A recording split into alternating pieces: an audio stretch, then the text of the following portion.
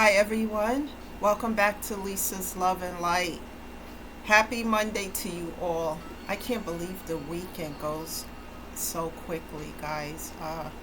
It's like it's Friday and then all of a sudden it's Monday. Do you guys see that? That the time is just tick-tocking all the way into the future, guys. But anyway, it's Monday. Uh, um, so I hope you guys had a great weekend. And thank you all for tuning in and listening to that special message that I did on Sunday, because I don't do videos really on a weekend, but that was something that was on my mind and heart and spirit for a long time, about something that I went through as a child, like I talked about, and it took a long time for me to talk about this. But I realized that as I did so, I released the pain of it. I don't stay stuck in that energy, and I can release it and let it go and feel free and move forward. So, without giving specifics, just enough information so that I can release the pain. Guys, like I use the metaphor of the elephant in the room, addressing it, facing a pain, so that I don't stay in a place of bitterness and stuck there. Otherwise, I can't move forward to embrace life. So, now that I got that out of the way, before I go into this topic of discussion, I hope you guys are doing well and these messages are helping you. I just wanted to say something about, some things, and then we'll move on to the video. Um, when and it's tied into that video from yesterday. So when I was excommunicated from that organization, right, the religious organization I talked about, what I noticed when I started to visit other religious organizations, I noticed something that I didn't notice before.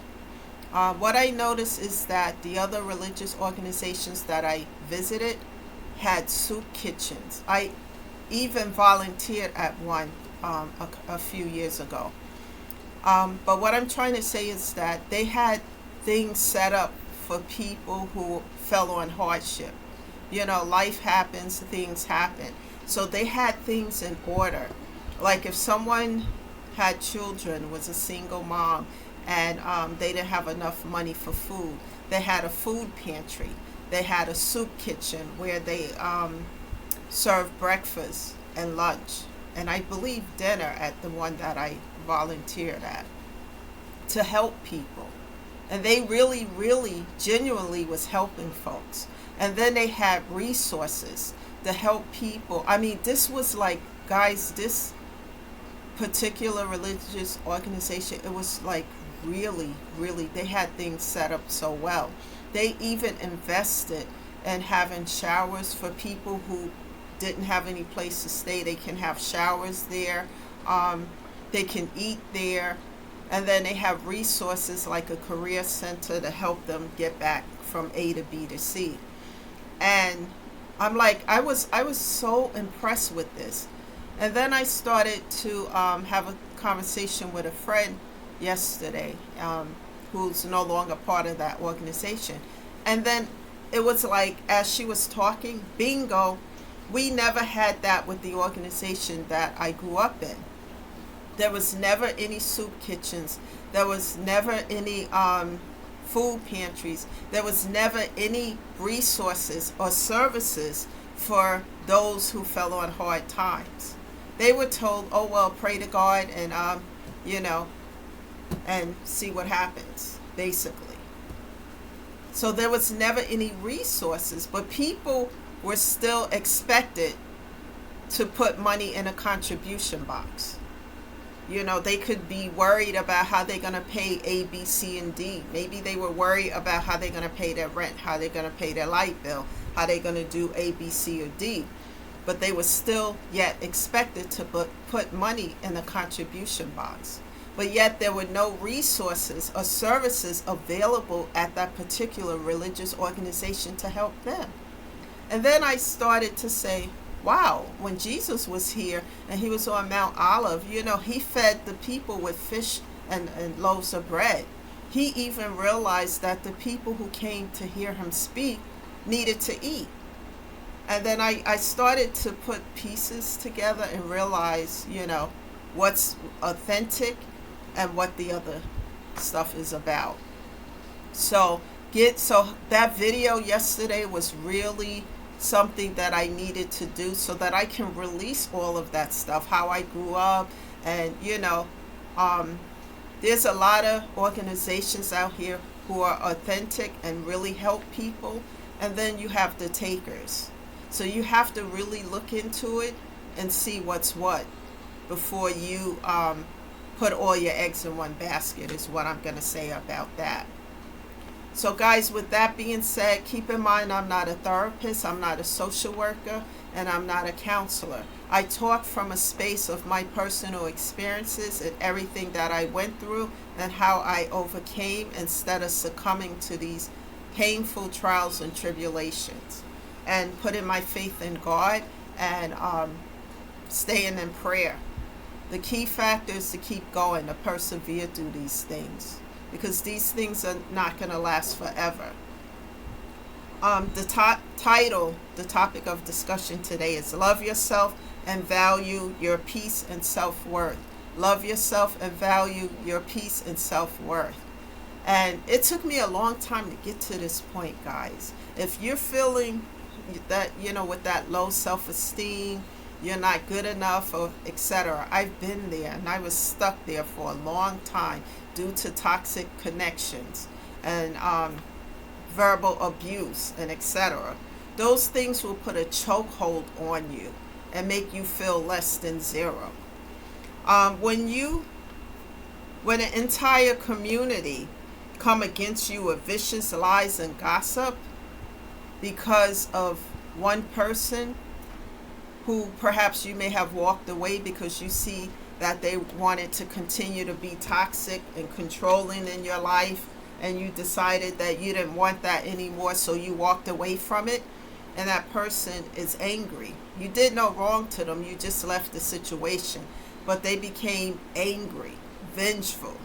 So they told lies, malicious ones, to get an entire community of individuals to go against one person who did nothing but walk away from a toxic situation, and someone who chose themselves.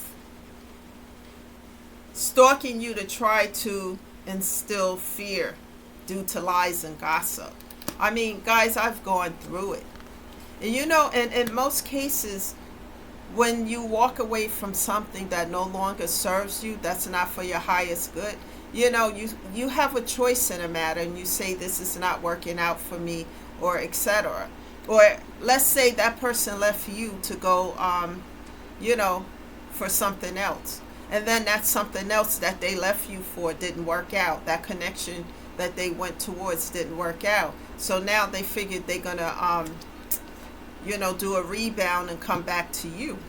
And I've had that happen too, and I've said, no, I'm not interested. And then that person becomes vengeful. And, I've gone through so much, guys, that these lessons, that when I see certain things, I already know what it is. That's how many times I've gone through this stuff before I really learned these lessons. So an ex who no longer can have you because they messed up so bad with the toxicity that let's say you decide to walk away. In my case, when I walked away, they walked away from me and wanted to come back, and I said no way. Then they declared war on me through vicious lies, vicious gossip, so that people can turn on me, hate me without a justifiable cause. But I blame the people as well, because if anybody tells me anything about you guys or anything, I'm going to go to the source. I'm not going to sit and get on a hate train and to do something, to say something, to hurt someone without a justifiable cause. To do that, I'm going to the source and see if this is true. And a lot of people who already don't like someone is ready to jump on that train, that toxicity train, to do something, to say something, just because they don't like who that person is. All of these things are unjustifiable causes to come against someone. And if you are in a toxic connection and you are addressing the matter and it's getting worse and worse and worse, you have the right to leave it. You have a choice in a matter. And that's what I think, when I'm talking mostly to women who've been in those situations. Sometimes you forget that, but you have a choice in a matter. And what I decided to do after going through a few toxic connections like that, I chose myself. I chose to heal. I chose to grow. I chose to evolve, and I chose my self-worth. And as I did that, I built up my self-esteem, and I built up the self-love. Then I started to self-care and to take care of myself. You have a right to make that choice. Don't let people take choices away from you. An abuser, a narcissistic individual, will devalue who you are, disrespect you, make you feel less than zero. You don't have to be stuck and stagnated in something that no longer serves who you are, that's tearing you down in all ways. You don't have to stay in that. You have a choice in a matter. I have notes here. And it was bad for a while, the environment that I was in before, being stalked, lies, or built up on top of lies, and a person is trying to make themselves, the ex is trying to make themselves out to be a victim. And all I did is they actually walked away from me to be in another connection. And when that connection didn't work, they thought we were going to get back together. There's no way I'm doing this. No. And then, everything turned like vengeful. And I draw my strength from God. Like, guys, I could tell you stories that make your head spin. But I learned to go into prayer with God. I draw my strength from it because I know He's going to bring about justice in all these unjust situations. That I need, as I continue to trust Him and move forward on this path. And this is why I tell you guys, don't give up on yourself. Love yourself, know what's for your highest good. It's hard sometimes when your self-esteem is rocky because you're dealing with people like this. And sometimes, when people get out of these connections, they stay friends with people like that. I cut off, block, and delete because for me, I do everything I can to try to make things work. But it takes two individuals. And when someone is very toxic and verbally abusive, it messes with your mental health. And for me, I was ready to lay that sword down, and to move forward and take care of me. And I chose me, and I have a right to. And if you guys feel like that, you have a right to choose yourself. You have a right to close a door to something that feels so toxic. And if the other party is not willing to change that for the better, then sometimes you have to leave that situation where it is and choose yourself and move forward. And this is what I did, and I chose therapy. And it took a long time to, to just get my self-esteem back to where it needed to be, because it was so low to the ground because of all the abuse, unnecessary. One of the things I have an issue with is, why do people believe things when it's one-sided and they haven't heard the other side of the story? Why are they so hell-bent on jumping on the bandwagon of something that's toxic and to hurt somebody else when they don't know the full story? It's like somebody telling you, meet them at the Brooklyn Bridge, they're going to sell it to you. Are people that gullible to do stuff like this? That's what I ask myself, because somebody who is like a narcissistic person, they love control. And many of them that I've been involved with are codependent. And I had to take care of me, and I had to learn to stop being subservient to people, to people in general. And therapy helped me with that. Like I said, my therapist was patient with me when I was going through so much. And he would tell me, do that pro and con list. I started to really work on that and started to see that there was an imbalance, a huge one, that I was being subservient and I was overgiven to people who were throwing me breadcrumbs and bones. They were really not giving an equal give and take to the situation. As I started to do the work to heal, I started to self-love. The self-love turned into self-care, and then the self-care turned into inner peace. And being in prayer all the time as well, taking care of my health, because I had health issues big time when I was dealing with this toxic stuff, guys. I was almost diabetic because of dealing with this, having headaches, going back and forth to the doctor, my weight going up and down. And, these things will affect your mental and physical health. And once I made a decision to choose myself and to do the work and to go to therapy, little by little, I start to feel better. And as you feel better, you do better. And I've made some major accomplishments as I close those doors. And I don't easily allow people into my space or energy. I take my time to get to know folks first, because I can no longer deal with anything toxic. And I'm not talking about a disagreement. We all have them, etc., so forth.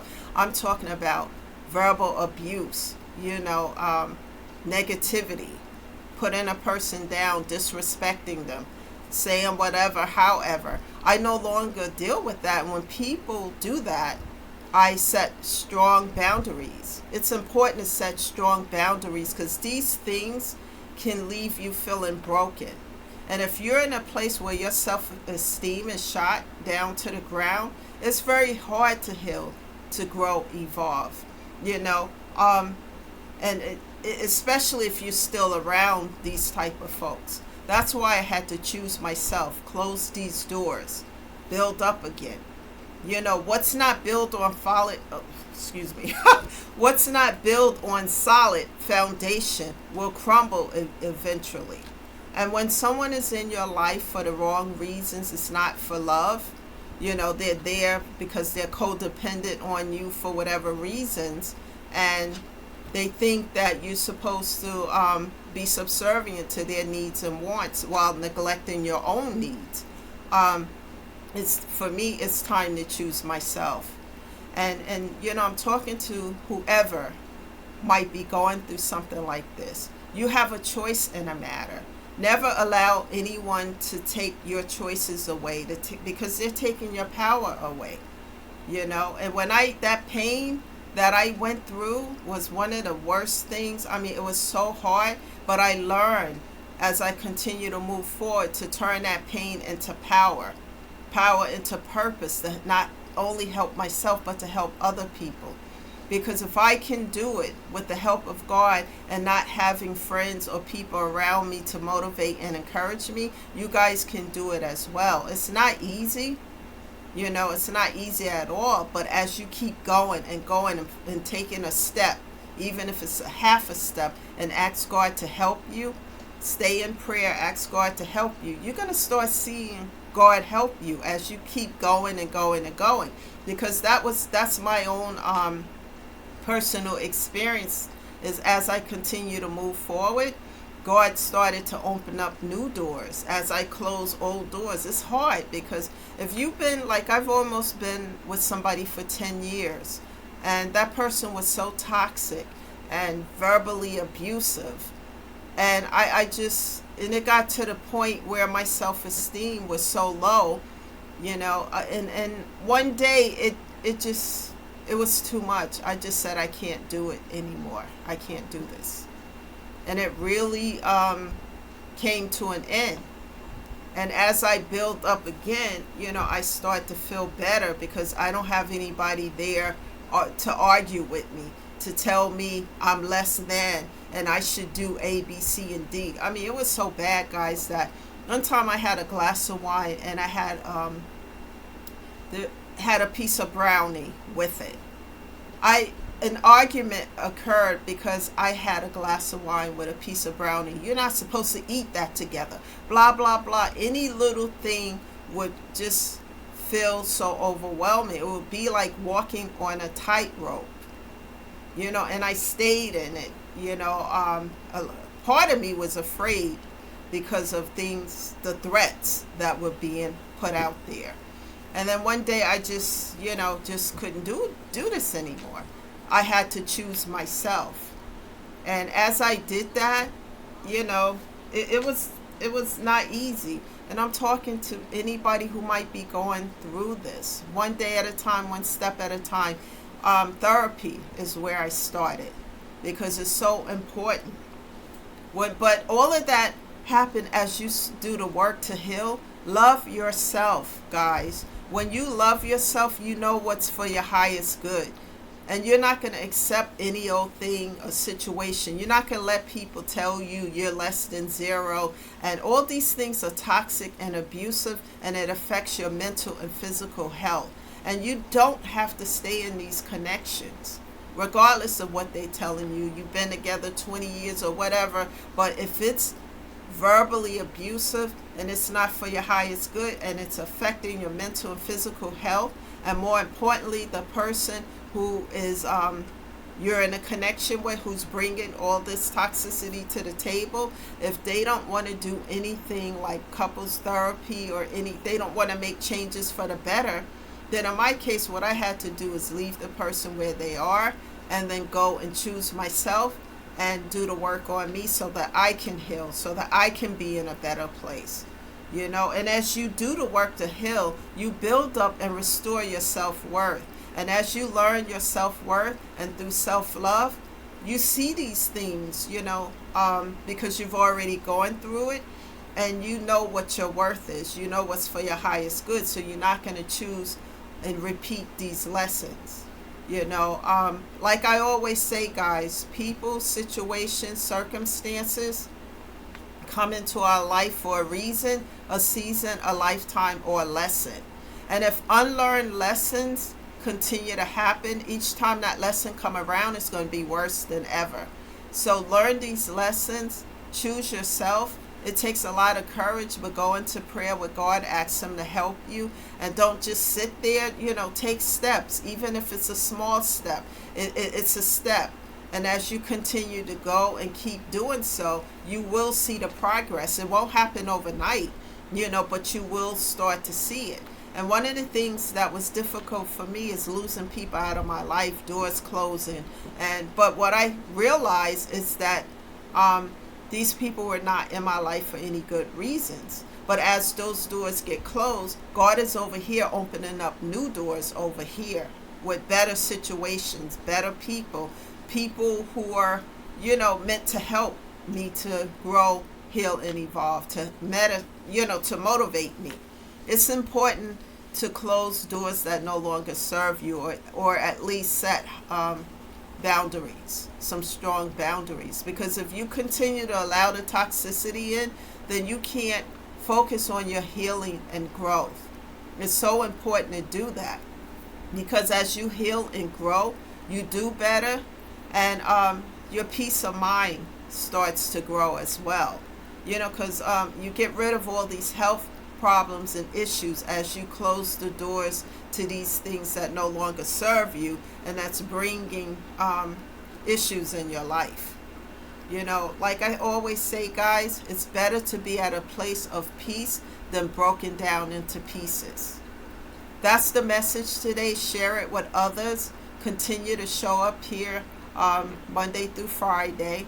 I don't have a set time as of yet, but please subscribe to the channel. Let people know about these videos and this channel, because some people may feel ashamed or embarrassed, and they may not be open to communicating about what they're going through.